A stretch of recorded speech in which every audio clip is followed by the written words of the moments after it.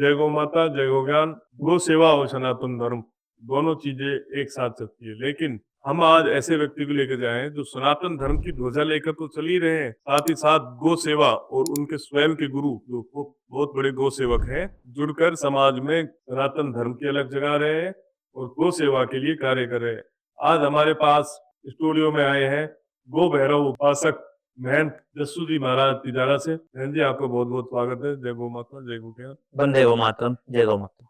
महंत जी, आप बहुत समय से सनातन धर्म से जुड़े हुए हैं और आप अभी महंत के रूप में भैरव बाबा मंदिर में उपासक भी हैं। सनातन धर्म में चूंकि ये चैनल सिर्फ गो सेवा और सनातन धर्म के से जुड़े लोगों का पॉडकास्ट करता है, आपसे सबसे पहले भैरव बाबा के बारे में हम जानकारी चाहेंगे। सनातन धर्म में भैरव बाबा का क्या स्थान है, क्यों लोग उसको। पहले तो मैं आपको धन्यवाद दूंगा आपके चैनल के माध्यम से जो आपने मुझे याद किया, और सबसे बड़ी बात है आपका चैनल जो गौ माता के प्रति हिंदू को ध्वज को लेकर के जो हिंदू समाज चल रहा है और उसमें आप जो कार्य दिखा रहे हैं, आपका चैनल के माध्यम से बहुत बहुत सभी को साधुवाद और जय गौ माता कहूंगा।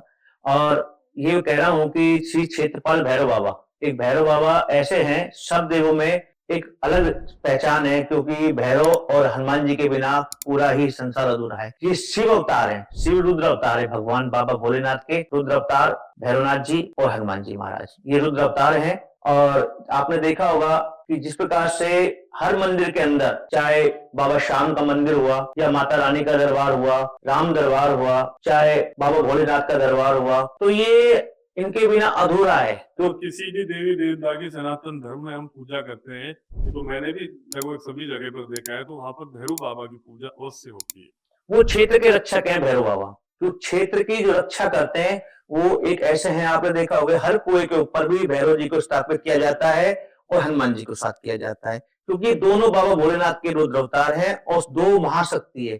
माता सीता ने भी इनको वरदान दिया कि चारों युग प्रताप तुम्हारा है, प्रसिद्ध जगत उजियारा। चारों युग के अंदर ही हनुमान जी का नाम लिया जाएगा। इसी प्रकार से क्योंकि बाबा भोलेनाथ के रुद्र अवतार है, राम ही शंकर है और शंकर ही राम है, दोनों एक ही है और एक के माध्यम से ही ये रुद्र अवतार प्रकट हुए हैं। तो जहां पर भी देखेंगे आप, जहां पर भी कार्यक्रम होता है वहां पर भगवान हनुमान जी की ध्वजा पहले स्थापित की जाती है, क्योंकि वो एक रक्षक देव हैं, जैसे बॉडीगार्ड भगवान के। माता जब आगे चलती है शेर पे सवार होकर, तो आगे हनुमान जी चलते हैं ध्वजा लेकर के, पीछे चलते हैं बाबा भैरवनाथ। इसी प्रकार से जहां हनुमान जी का दरबार होता है वहां राम जी का अवश्य होगा, अवश्य जहां राम जी होंगे तो हनुमान जी अवश्य होंगे। नहीं कि हनुमान जी खाली बैठे, राम जी जरूर होंगे, कि राम जी के बिना तो हनुमान जी अधूरे हैं, और अधूरे इसलिए माँ भगवती का भी दरबार है, बाबा भैरवनाथ पहले ले। और ये सबका एक आधारित है गौ माता। गौ माता बिना एक सनातन खत्म है, गौ माता है तो सनातन जिंदा है, ये कुछ नहीं। महाराज जी, गौ माता तो तत्काल हम आदमी करेंगे आपसे, ऐसी सत्य है या भ्रांति है, आज हम इस चीज को क्लियर कर लेंगे। आज आप हमारे स्टूडियो आए कि काफी जगह पर भैरव बाबा पर प्रसाद के रूप में शराब का को चढ़ाया जाता है, तो कहाँ तक ये बात सत्य है और ये चढ़ानी चाहिए? ये शराब हम लोगों ने अपने स्वार्थ के लिए हम लोगों ने ये बना दिया है कि शराब, जबकि कोई शास्त्र में ऐसा कहीं प्रावधान नहीं दिया गया है कि बाबा भैरवनाथ के ऊपर शराब चढ़ती हो, कहीं नहीं लिखा हुआ है। शिव महापुराण के अंदर भी देखिए कहीं कोई नहीं है। शिव पुराण के अंदर बाबा भैरवनाथ की उत्पत्ति का वर्णन दिया गया है, जिसमें कहीं शराब का नाम नहीं आया है। हम लोगों ने अपने स्वार्थ सिद्ध करने के लिए बाबा भैरवनाथ को बदनाम कर दिया गया कि बकरी की बलि चढ़ाओ या बलि चढ़ाओ या शराब चढ़ाओ। सनातन धर्म में तो जीव हत्या, सनातन धर्म तो वसुदेव कुटुंबकम की भावना और अहिंसा परमो धर्म की भावना लेकर चलने वाला धर्म है, तो वहां पर तो जीव हत्या तो कहीं जायज ही नहीं है किसी जगह पे। तो दूसरी बात जो आप बता रहे हैं कि हमारे ही सनातन धर्म के कुछ लोग, जो मैं मान सकता हूँ कि ड्रिंकर होते हैं, उन्होंने अपने बचाव के लिए भैरव बाबा को आगे करके शराब चढ़ाने लगे, तो कहीं ना कहीं ये बहुत गलत है। शराब नहीं चढ़ानी चाहिए, विधिवत जो पूजा होती है वो करनी चाहिए। आप हाँ, मैं तो कहता हूँ कि शराब हमने तो नहीं चढ़ाई है, नहीं चढ़ाने देते किसी को, क्योंकि भगवान को शराब कर लेकर के हम अपना जीवन नरक में डाल रहे हैं। भगवान की कहाँ शराब चढ़ती है, कौन कहता चढ़ती है? ये सब गलत है, मिथ्या है, कुछ नहीं है, कहीं नहीं चढ़ती शराब। हम लोगों ने अपने स्वास्थ्य सिद्ध करने के लिए, अपनों को पीने के लिए भगवान को बदनाम कर रहे हैं कि भगवान की शराब चढ़ती है। भगवान शराब पीते हैं क्या? ये दानव थोड़ी है, तो भगवान है जिनको हमने भगवान के रूप में पूजे हैं। दानव का काम है शराब पीने का, तो मांस मच्छी खाने का दानव को काम है। भगवान दानव थोड़ी, भगवान तो रक्षक देव है हमारे बाबा भैरवनाथ। तो ये कहीं नहीं लिखा हुआ शास्त्र के अंदर, कोई प्रमाणित कर रहे शास्त्र के अंदर दारू चढ़ती है, दिखाइए। बहन जी, सनातन धर्म आदि अनादि काल से चला आ रहा है। भैरव बाबा की पूजा, हनुमान जी की पूजा, सभी देव देवताओं की पूजा आदि अनादि काल।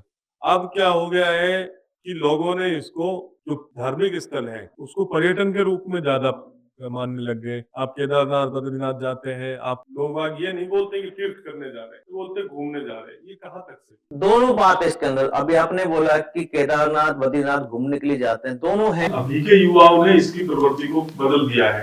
आप जहाँ केदारनाथ बद्रीनाथ देखे, आप कावड़ लेने जा रहे हैं, हरिद्वार देखे, युवा नशे की प्रवृत्ति में वहां जाते हैं, भांग पीते हैं, धतूरा खाते हैं, ये करते हैं। ये कहाँ तक सही है?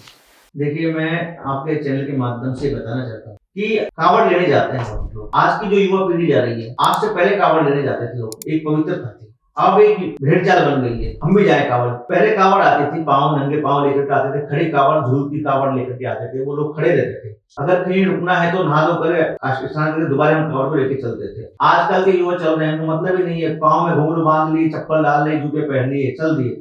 पहले की जो कावड़ आती थी, उनके पाँव में छाले पड़ जाते थे। आगे युवा चलते पता नहीं पड़ता कावड़ ला रहे नहीं ला रहे, क्या कर रहे हैं। कितने जीवों की हत्या हो रही है भागने से। डीजे के माध्यम से कितने लोग परेशान हो रहे हैं, कावड़ लेने जा रहे हैं, डीजे बज रहा है। भगवान भोलेनाथ सड़क पे नाच रहे हैं, इससे बड़ा क्या होगा डीजे के आगे। और कावड़ लेने जा रहे हैं बाबा भोलेनाथ की, उनको साथ नचाते लेके आ रहे हैं। ये सनातन धर्म के लिए बहुत बड़ी क्षति है। आज हिंदू समाज का देवता सड़क पे नाच रहा है। ये तो महाराज जी, हमें जो जागरण होते हैं बड़े बड़े, उनमें होते हैं, चाहे श्याम बाबा का जागरण हो, चाहे वो माता रानी का जागरण हो, चाहे वो कोई धर्म यात्रा हो, उसमें शिव परिवार को नचाया जाता है, हनुमान जी को नचाया जाता है। ये कहीं ना कहीं कहाँ तक सही है?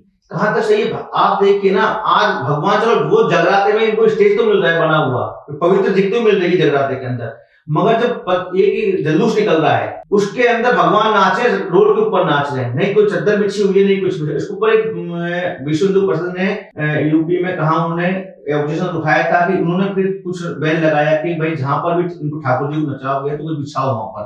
मगर आज का शंकर बन के, भोला बन के नाच रहा है, डमरू बजा रहा है। और दूसरी बात ये जो आप कह रहे हो कि दरबार के अंदर नचाए, दरबार की मर्यादा कुछ होती है जागरण की, और मैं तो कहता हूँ वहां भी नहीं नचाना चाहिए भगवान को। नहीं, वो तो उनको तो गाने भी अलग होते हैं, कुछ अलग टाइप के गानों पर किसी को कृष्ण जी बना के नचाया जाता है, किसी को राधा रानी बना के, किसी को शिव भगवान नचा के।